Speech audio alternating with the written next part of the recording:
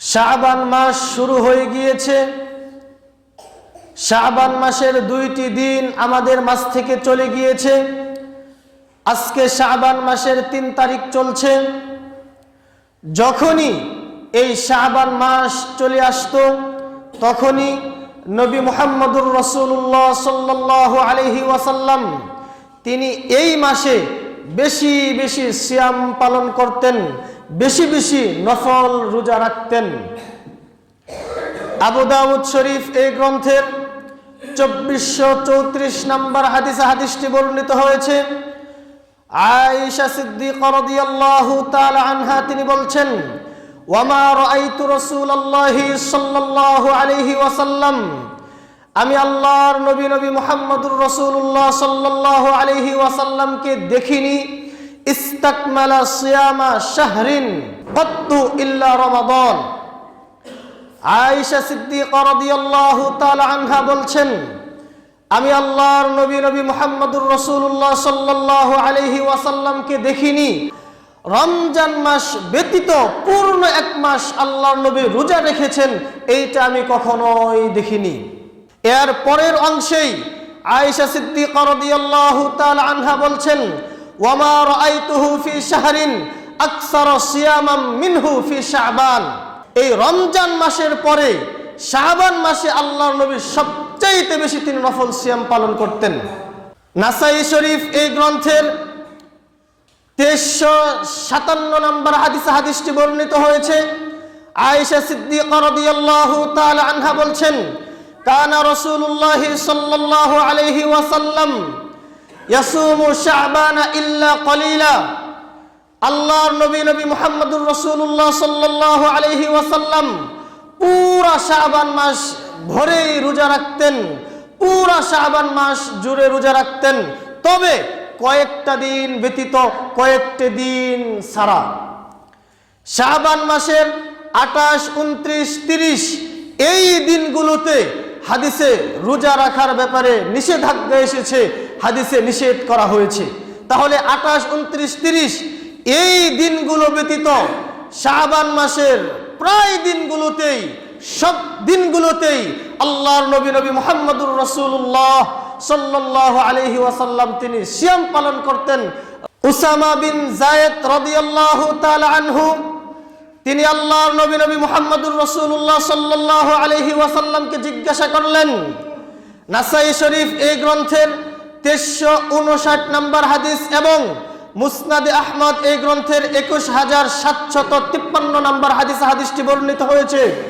আল্লাহর নবীকে জিজ্ঞাসা করলেন, হে আল্লাহর নবী, আপনি শাবান মাসে কেন এত বেশি বেশি রোজা রাখেন? অন্য কোন মাসে তো আপনি এত বেশি রোজা রাখেন না। এই উসামা বিন যায়েদ রাদিয়াল্লাহু তাআলা আনহুর এই প্রশ্নের জবাবে আল্লাহর নবী মুহাম্মদুর রাসূলুল্লাহ সাল্লাল্লাহু আলাইহি ওয়াসাল্লাম তিনি 2টি ব্যাখ্যা দিলেন, 2টি উত্তর দিলেন। তার 1 নাম্বার ব্যাখ্যা হচ্ছে, 1 নাম্বার উত্তর হচ্ছে, রজব এবং রমাদান 2টি সম্মানিত মাসের মাঝের মাস হচ্ছে এই শাবান মাস। কারণ রজব মাস হচ্ছে 4টি সম্মানিত মাসের অন্যতম একটি সম্মানিত মাস, আর রমাদান মাস এটা তো এমনিতে সবচাইতে শ্রেষ্ঠ মাস, সবচাইতে দামি মাস। এই 2টি সম্মানিত মাসের মাঝখানে শাবান মাস হওয়ার কারণে এই মাসের ব্যাপারে মানুষ গাফেল থাকতে পারে, উদাসীন থাকতে পারে। যাকা শাহরুন ইয়াগফুলুন নাস আনহু বাইনা রজব ওয়া রমাদান। এই 2টি সম্মানিত মাসের মাঝখানে এই শাবান মাস পড়ার কারণে, শাবান মাস থাকার কারণে এই শাবান মাসের ব্যাপারে মানুষ গাফেল থাকবে, উদাসীন থাকবে, গাফেল থেকে এই মাসটাকে কাটিয়ে দিবে। এই জন্য কোনো মানুষ যেন এই মাসের ব্যাপারে গাফেল না থাকে, গাফেল থেকে যেন বের হয়ে এসে এই মাসটাকে যথাযথভাবে কাজে লাগিয়ে সিয়াম পালন করে জান্নাতের পাথি অর্জন করে নিতে পারে। এই কারণে আমি আল্লাহর নবী মুহাম্মদুর রাসূলুল্লাহ সাল্লাল্লাহু আলাইহি ওয়াসাল্লাম শাবান মাসে এত বেশি পরিমাণে সিয়াম পালন করি। এটা হচ্ছে একটা ব্যাখ্যা। 2 নম্বরে তিনি বললেন, ওয়া শাহরুন তুরফাউ ফীহিল আ'মাল ইলা রাব্বিল আলামিন। এই শাবান মাস এমন একটি মাস যেই মাসে মহান রব্বুল আলামিনের কাছে বান্দার বাৎসরিক রিপোর্ট পেশ করা হয়, বাৎসরিক আমল আল্লাহ রাব্বুল আলামিনের কাছে পেশ করা হয়। ফাউহিব্বু আই ইউরফা আমালি ওয়া আনা সাইম, আমি নবী মুহাম্মদ এটাকে পছন্দ করি, ভালোবাসি যে আমার বাৎসরিক রিপোর্ট, আমার বাৎসরিক আমল রব্বুল আলামিনের কাছে পেশ করা হবে এমত অবস্থায় আমি সিয়াম পালনকারী ব্যক্তি। রোজা রাখা অবস্থায় আমার বাৎসরিক আমলটা রব্বুল আলামিনের কাছে ফেরেশতারা উপস্থাপন করুক, পেশ করুক, এটা আমার পছন্দ, এটা আমার ভালো লাগে। এই জন্য আমি শাবান মাসে বেশি থেকে বেশি রোজা রাখি। শাবান মাসের 1 নাম্বার যে করণীয় বিষয় হাদিস থেকে পেয়ে গেলাম, সেটা হচ্ছে পুরা শাবান মাস জুড়েই আল্লাহর নবী মুহাম্মদুর রাসূলুল্লাহ সাল্লাল্লাহু আলাইহি ওয়াসাল্লাম বেশি থেকে বেশি তিনি সিয়াম পালন করতেন, বেশি বেশি নফল রোজা রাখতেন। তাহলে আমাদের জন্য শাবান মাসের 1 নাম্বার করণীয় হচ্ছে আমরা বেশি বেশি সিয়াম পালন করব। এটাই হচ্ছে রাসূলুল্লাহ সাল্লাল্লাহু আলাইহি ওয়াসাল্লামের হাদিস থেকে আমাদের জন্য 1 নাম্বার করণীয় বিষয়। শাবান মাসের 2 নাম্বার করণীয় বিষয় হচ্ছে গত রমজানে যাদের রোজা ভাঙ্গা পড়েছে, বিশেষ করে মা বোনদের, এই শাবান মাসের মধ্যেই গত বছরের সেই ভাঙতি রোজাগুলোকে তুলে দিতে হবে, আদায় করে নিতে হবে, সেই ভাঙতি সিয়ামগুলোকে রাখতে হবে।